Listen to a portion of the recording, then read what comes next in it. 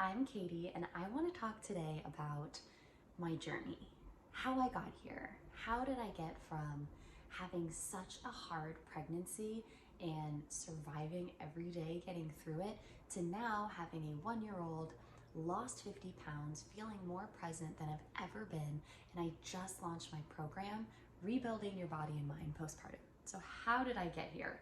I want to break it down because I am so passionate about this and I want to share my story in hopes of encouraging time right now. There is a light. So I want to take us back to actually before I had my baby. I've always been into fitness and wellness. I have a husband and we both love it together. We love learning about it. We love working out, the idea of having a healthy body inside and out, how we fuel our body, all of that. So I've always loved it. And so then when I got pregnant, naturally I thought, oh, I'm just gonna have a pregnancy where I work out the whole time, I feel good, I'm growing this beautiful miracle, this baby inside of me, but I'm still pretty much doing the same thing. Well, the week that I found out I was pregnant, so very, very early on, I took a pregnancy test, it said I was pregnant. The next couple days, I started getting really, really bad cramping. Like couldn't breathe, was like, there's something wrong. This isn't just normal cramping. And so I reached out to my OB, she said, come in. And when I went in, at first when they did the ultrasound, they couldn't find a baby. They were like, oh, I don't see a baby, but your bladder's full, so go to the bathroom and come back. So I went to the bathroom, I'm like, oh my gosh, am I not pregnant? I come back, they're like, okay, we see the baby. They didn't even call it a baby. We see it, but since you're cramping so bad, we don't know if it's gonna keep growing. So you're gonna have to come back every week. We're gonna have to test your levels. We're gonna have to monitor it and see if it continues. So that's kind of how it sets a perfect picture of how my pregnancy went, because from day one, I'm set with this paralyzed fear that I don't know if I'm really pregnant. I can't really celebrate because I'm going in every week to get the check to see if I'm on the right track. And so that lasted 5 weeks, and by the 5 week, I went in, they said, okay, you are having a baby, which was really exciting. So I was like very excited about that. But the problem was right during that time, I started getting the worst, I don't even like calling it morning sickness because it was so much worse than morning sickness because it lasted morning to night. There was no like peace during the day. I spent 2 months in bed. And I don't say that dramatically, like I was there in the morning. I did not leave my bed for 2 months. In our room, we have a bathroom, so I never left the room, ever, not one time. I had the worst feeling of nausea, and the problem was, not the problem, but it's not like I was throwing up and getting that like relief. I couldn't throw up, it's like I wasn't there yet. I didn't need to throw up, but I felt like I needed to any second. And so right when I needed food, I had to eat that food. If I was nauseous and smelling bad, I couldn't have that smell in the room. And it was pretty intense. I never left the room. I was just sitting there day after day, just in so much pain. It was like Halloween time, so it was like all of that going on, and I couldn't even celebrate anything just because I couldn't leave the room. So week 12 comes along, and it's the end of the first trimester, and literally that day, which they always say around the end of your trimester you start feeling well. Well, truly that day, I was like, oh my gosh, I just feel better. I feel like I'm not nauseous anymore. This is so amazing. And so we wanted to celebrate. So we're like, let's go to Malibu, let's walk around, let's go to the beach. And so we get out, feeling good, like fresh air, feeling like this is so nice. The night we get home, I go to the bathroom and it's just blood everywhere. It's like so much blood in the toilet. And I'm like, and clumpy, like the whole thing. And I'm like, okay. And so I tell my husband, I'm like, all right, and it's late. I'm like, there's a lot of blood. And so we're kind of like processing kind of slow, like, okay, like try not to overreact, just really like being like, whoa. And so we're like, okay, let's go to the bathroom. Let me go to the bathroom like one more time. Let me see. So I go to the bathroom a second time, like 30 minutes later, and like way more blood. And I'm like, okay, we need to go to the ER like right now. And so we go to Hogue and they're like, it's gonna be 5 hours. And I'm like, okay, I don't have 5 hours. And so we went to UCLA and they took us right in. And I remember laying there and they're doing the ultrasound and we're just holding our breath. Like, I can't even believe what's happening. And of course they can't find the baby at first. And they find her. I'm like, okay, we found her. She has a heartbeat. She's right here. But we don't know if you're going through a miscarriage right now. Like, we don't know, since you bled so much, we don't really know. You need to go to your OB, but I can say she's right here. And we're like, okay, like, amazing news, but also we don't know. So now I'm paralyzed with fear. Am I gonna keep bleeding? Every time I go to the bathroom, I'm holding my breath. I don't wanna look. And so we go to the OB. That was like on a weekend, so we had to wait a couple days. Of course, it's my birthday weekend. No celebrating. I like did not want to celebrate at all. And so we go to my OB. They're like, okay, we found the baby. And they're like, what was that? What was that? What was that? They're looking. Well, they found a blood clot in my placenta. So normally when you have a blood clot, it's outside of the sac, and your body recognizes it and deals with it. But since it was inside my placenta, my body didn't recognize it because it's in like my whole sac.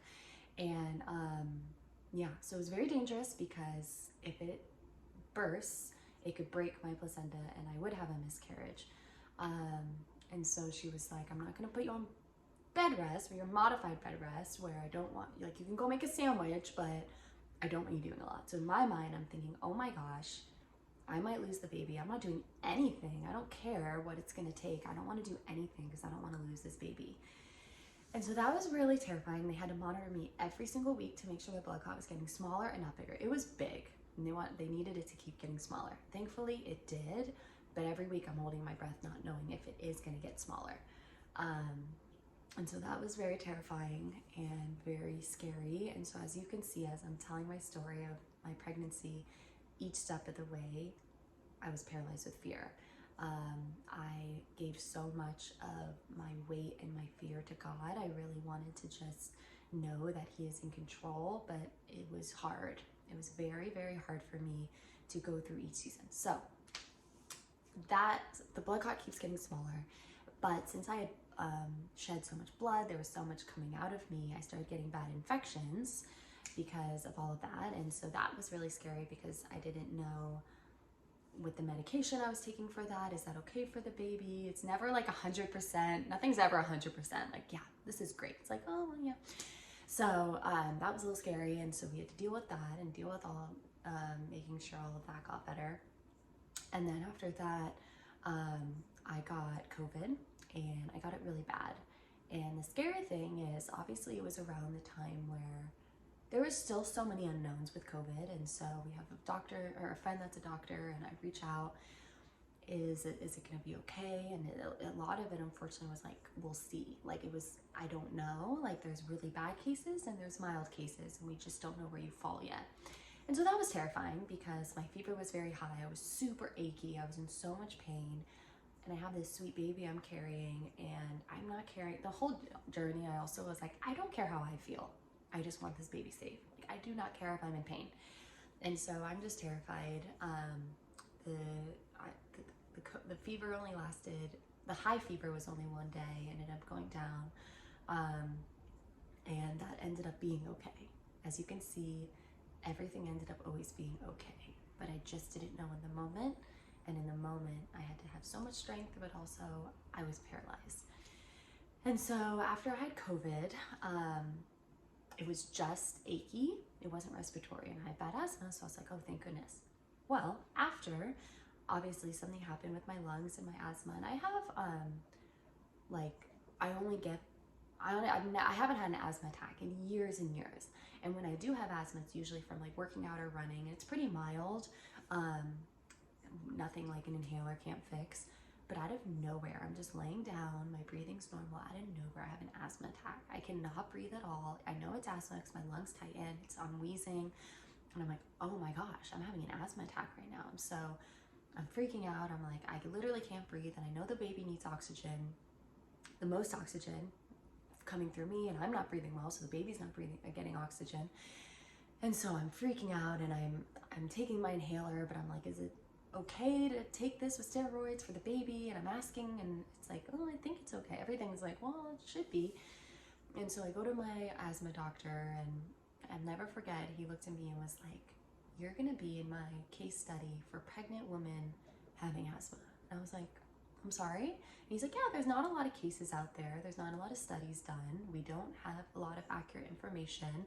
So you're gonna be in it. And I was like, that is the last thing I wanna hear, is that I'm gonna be, how I turn out with my baby is gonna be like a study, because there's not a lot out there. And so I asked so many questions. Is this medication okay? Is it okay that I'm taking this? Can I do this? And the answer was always, it's better for your breathing to be 100% than the medication you're taking. And that didn't make me feel that great, because that meant that possibly the medication I was taking wasn't gonna be the best for the baby because of steroids and the strong medication I was pumping into my body, but it was better than me not breathing. So I dealt with that for weeks. It wasn't really going away. I had to be on a lot of medication for my asthma, and that was really scary because I didn't know how that was gonna affect the baby. And so that is another thing. There was always something. At the end of my pregnancy, like, I can't make this up, I was eating a salad with a plastic fork, and I bit into the fork. Somehow I swallowed a piece of the fork. And I remember messaging my OB, and I was like, I just ate a piece of my plastic fork. Like, is the baby okay? And she was just like, at this point was just like, okay, what is going on? There was just always something. And so throughout my whole pregnancy, I did not work out. I did not really take it as like a joyous season. I took it as I'm holding my breath and I'm waiting for the moment to have this baby.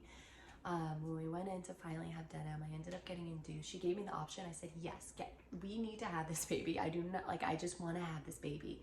And so we went in, we got induced. My epidural ended up wearing off, and I felt the entire thing.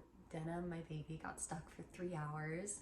And so I'm pushing for 3 hours, feeling everything. Like, it's just wild. But at the end of the day, she came out beautiful. She came out healthy. Everything was okay. Once she finally was here, it was absolutely wonderful, and it's been such an amazing journey, and I'll talk about that in a minute. But my pregnancy was long. I remember going through my pregnancy and going on Instagram and online, and I'm looking up, like, do other people going through this? Like, is there anyone else that randomly just bled super, like, a lot, and like it wasn't a miscarry, but it was a clot? Like, I just remember, like, do you have asthma? Like, and were you pregnant? Like, were you okay? Like, I was constantly looking for someone to relate to, because it's so scary going through it on your own with not a lot of people around you that can experience or relate to what you're going through. And so it was wild. And so as you can see, my pregnancy really did a lot on my mind. I was really scared. I was really not motivated, because why would I be? I just had to kind of sit and wait for this baby to come. And so right before I had denim, I remember I went to Starbucks, and I'm sitting there, and I had my phone out, and I was like, I need to make a huge change when denim comes. Something serious has to change, because I can't take this mindset I have right now and go into when my baby's here. It won't be good for me. It won't be good for the baby, for my husband, or for our home. It's not going to be good, because right now I'm not in a good place. This was really hard, and I don't want to trail this on to the next stage of having a newborn with this mindset. And so I told myself, I wrote it down. I said, I'm going to give myself grace for the first couple weeks. I'm not gonna have this baby and right out be like, okay, what are we gonna do? Just like my pregnancy was wild, I don't know what my birth is gonna be. So I'm gonna give myself grace, knowing for healing, for just the newborn, everything. A couple weeks, I'm not even gonna think about it. And that's good, because it's, you know, the newborn phase is just, you wake up, go to sleep, but like, you're just gonna go. But I said, the second that I feel like, okay, I'm ready to make one step, I'm ready for that one step, I'm going all in. I'm going so all in that I'm going to completely rebuild my body and my mind in this season. And that was a big moment for me, because I spoke it, I wrote it, and I believed it. And I was really intentional about it. And I was like, I just remember kept looking at it, and I was like, this is what I'm gonna do. So the first couple of weeks were wild. All amazing, beautiful, but just, you're not in this world. It's a completely new stage of just, it's like survival, but like in the best way. You can't believe it. You're so happy, but you're also like, wow, everything's hurting, and you're taking care of this new baby. But once a couple weeks went by, and I felt, okay, it's time. I started small. And what does that mean? I didn't go, okay, I'm ready. And I didn't add in 8 routines at one time and say, this is it. This is what I'm going to do. I realized this is going to be a journey. This is going to take time. And I'm not doing like a 30-day challenge. I'm not coming in saying in 30 days, I'm going to transform my life and then I can put it in the back burner and be back to my life. I was setting up my life with a baby as a mom. For the first time, I was setting up my life. And so what does that look like? And so I took it very, very slow, but intentionally, like with purpose. I added in one routine. I added in movement. I'm gonna move my body. I'm gonna go on walks. I'm gonna stretch. I'm gonna start activating my pelvic floor. I'm gonna do yoga. I'm gonna do Pilates. I'm gonna do all of these movements that are gonna feel good. I'm not adding in weights. I'm just using my body and I'm feeling it. Okay, that was amazing. Now I'm gonna add in journaling. I need to get my mind in the right place. I need to be able to feel. I did movement and journal at the same time because in order for my body to feel ready to move and feel that excitement, my mind had to be in the right place. If my mind wasn't ready, I wasn't ready to move. And that's why I said like the first couple of weeks I was waiting for my mind. And I was waiting for that. The reason why I was able to lean on that is because of the intensity I had before I had denim, knowing I was going to wait for that moment. So I had that moment, here we are. So I'm taking my mind, I'm taking my body, and I'm going, let's go. Started journaling very intentionally. How am I feeling? What is hard? What is not easy, but coming along easier than I thought it would? What's challenging? What can I let go of that's giving me fear? What can I lean into that I'm so proud of? All of these questions, I'm writing it down, I'm writing it down, I'm writing it down, I'm meditating in it. What does that mean? I'm just sitting. I'm sitting in quiet for a couple minutes while she's napping, while I'm feeding her, anything. I'm just sitting. I'm feeling my breathing. I'm working on my pelvic floor and I'm just sitting. I'm adding in my movement. I'm adding in my water. I know I need to stay hydrated. Then I start adding in my fuel. I know I need to be working out. I know I need to be getting outside, so I'm going outside. I started doing cold showers because I know that's so good for your health and your mind. Dry brushing to really release all of the toxins in your body and your lymphatic system. I started reading because I want to fuel my mind with power so that I feel empowered. So I started adding in all these routines within months. I didn't do them all in one day because I would have failed. I would have gotten overwhelmed. I would have said, this is too much. I'm not doing it. But instead I said I have to train my mind. And in order to train my mind, I have to feel the small wins. The biggest phrase in my life is small wins because that transformed my life. I was able to take a really hard pregnancy that weighed me down, and I was able to rebuild my body and mind with small wins because every week I checked in with myself and I slowly added more and more routines, and the routines mirrored my goals, and I was able to merge those and feel those wins, and sooner rather than later they became big wins. I started losing weight. I started being more present as a mom. I started being excited about life. I started realizing that my home environment has to do with me. If I feel good and I'm creating this home that is happy and safe and encouraging, that's how the home's gonna feel, and that's what I want to do. And so I started creating that, and through that season, I was like, whoa. Not only did I just do so much learning with what that looks like, how to heal the pelvic floor, what does our lymphatic system mean, how do we strengthen our mind, what's the best movement to do through this journey. Started doing all of that, and I realized I am so on fire for this because it works. It works. I saw me at my lowest point and I saw me at my highest point. And in between this journey, I was like, wow, I want to take this and I want to give it to other moms. I don't want moms to feel so lost, and whereas like so many programs I saw online were workout programs, which is great, but like it's so much more than that. It's our mind connecting with our body. It's how we're fueling ourselves. It's how we're doing these small wins every day to keep us going through the wild journey of motherhood. And so I just launched my program, Rebuilding Your Body and Mind Postpartum. It's 8 weeks. We work together. I'm your coach. I come alongside you, and we work together in those 8 weeks to slowly implement 8 routines so that by the end of the 8 weeks, you are feeling so empowered and ready to take on your life as a mom because you were able to see all of those wins lead up to okay, this can be my lifestyle. This isn't just a challenge. This isn't just a month or two. Like this, I'm going to take into my life because of your why. We lean into your why. Why are you doing this? Of course, you want to feel good, you want to look good, but it's so much deeper than that. What are you doing? What are you trying to create so that you can live your best life? So I'm super excited. It's something that I am so passionate about. I keep learning, I keep growing, because this is just a space that I know moms need this, and I want to be right there with you, helping you, guiding you. So link in bio, let's get connected. Let's see if this is a good fit, because I want to work with you.